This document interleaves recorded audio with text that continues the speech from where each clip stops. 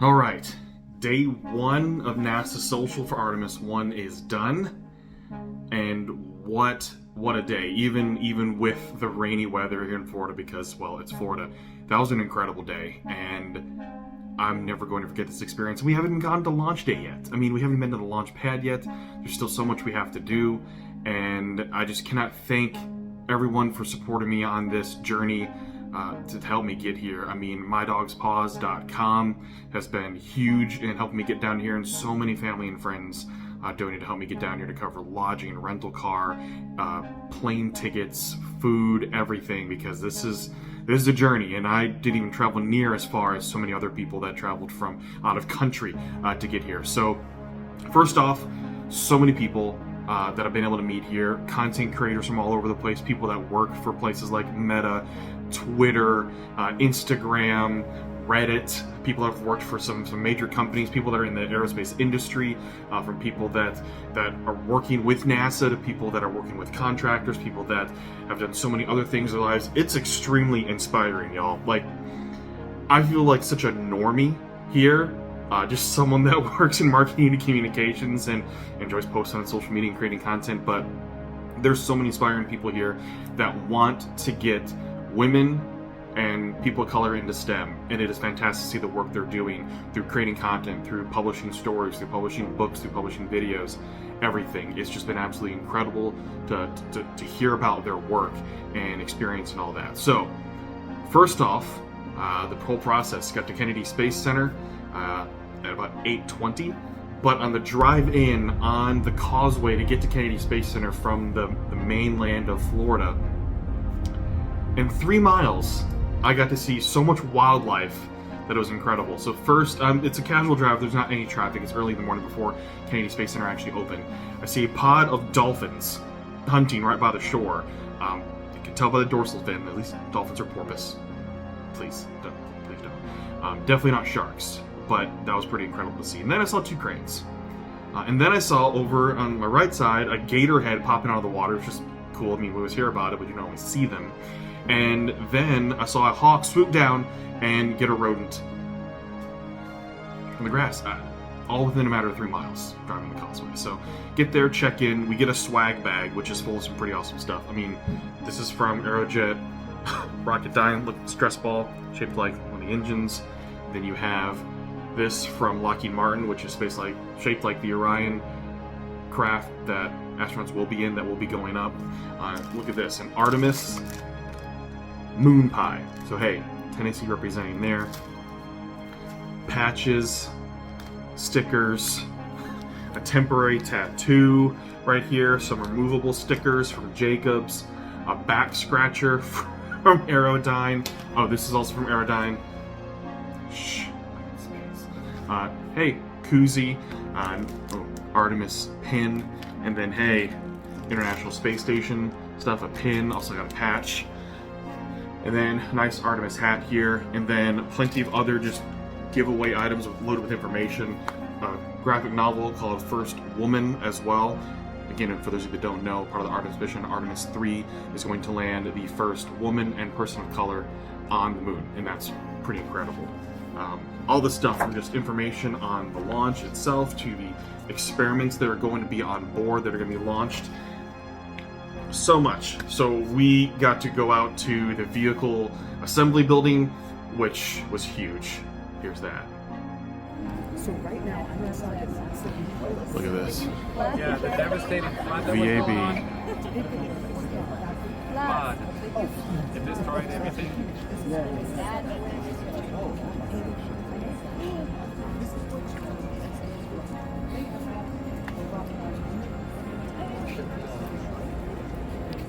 Got to see the countdown clock. You could see off in the distance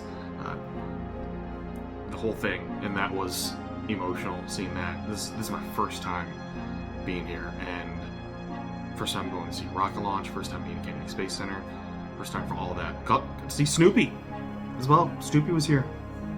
That was pretty cool. Yeah, then we got to go and hear some astronauts speak. I mean, just casually here's some former astronauts, administrators at NASA. That was cool. And then some Canadian astronauts. And had to ask a question about hockey. You had the opportunity to put a hockey jersey on the moon.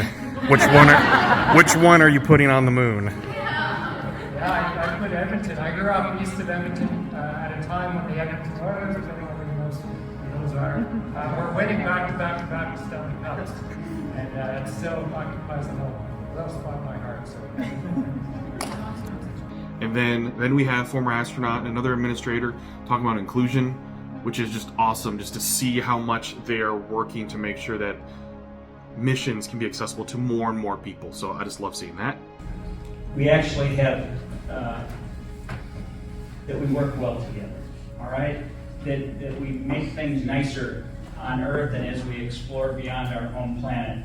You know, Barry brought up the size anthropometric measurements to be on the Orion spacecraft. I got to go back to this. If you ask me one thing that the shuttle did for our nation's space program, it brought diversity to our nation's space program. It accommodated from the 5th percentile female to the 95th percentile male. If you look at that first group of shuttle astronauts in 1978, you know, as Barry mentioned, prior to that, they were all white military test pilots with a few white male scientists thrown into the end. That first shuttle class, the 35 new guys, they had men, women, black, white, Hispanic, Asian, and it opened up our space program to everyone.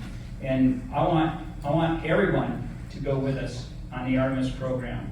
And I want us all to work together as one. And so my hope is that you share, you know, this weekend, all that you're learning about Artemis, that you send it out across the globe, all right? And that we get everybody on board with this new generation of scientists and engineers that are going to take care of our planet and help us to explore beyond our home planet. And yeah, that's day one. Got to ask a question about repurposing from previous parts, as well as reusability of Artemis, and anything that could be reusable from that as well. And here's a great explanation on that. Okay, well, first off, just start with who you are and what company you're with as well. My name is Mark Tobias. I'm with Northrop Grumman. Okay, and so many people have been asking me what parts are reusable or what's been repurposed and the reasoning behind all that as well. Yeah, so at the end of the Space Shuttle program, there were residual assets that were placed in storage. And as a cost savings initiative, all these assets were available. We didn't want them to be just excessed. So this architecture takes advantage of a lot of those heritage assets. For example, the steel cases on the boosters actually flew on the shuttle program. So we've repurposed those for shuttle. We've added a 5th segment to the Space Shuttle RSRM 4 segment for increased performance. At the end of the program, there were 16 SSME, Special Main Engines, that were in inventory. That'll carry us through the first 4 flights of Artemis. So we've repurposed those assets in order to make the vehicle more affordable. In terms of reusability, this is an expendable architecture. NASA ran a very detailed trait study many years back about whether it made sense to reuse or not to reuse. And they landed, from an economic standpoint, on expendable.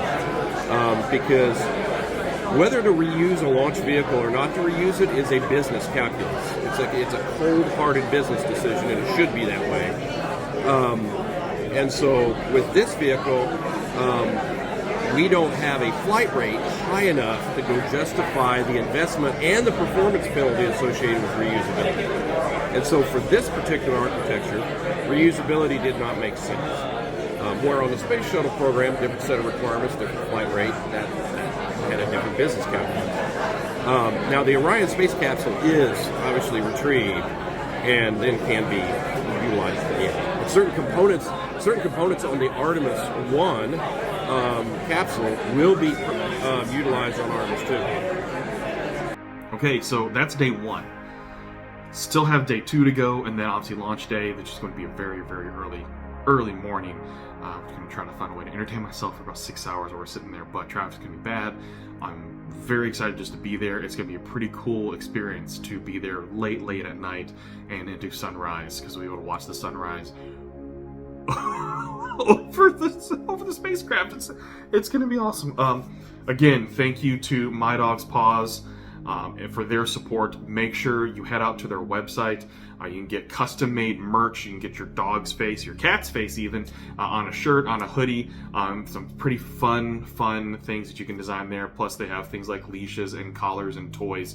Everything that you can possibly want to make your dog happy. Go to mydogspaws.com and get everything you need there. Okay, we'll have another update later. Thanks so much for following along this journey, and make sure if you want more live updates, follow me on Twitter and TikTok at Justin B. Bradford. Anywhere on social media, I'm at Justin B. Bradford. Try to personally brand myself so you can find me there. Thanks again for watching, and we'll talk soon.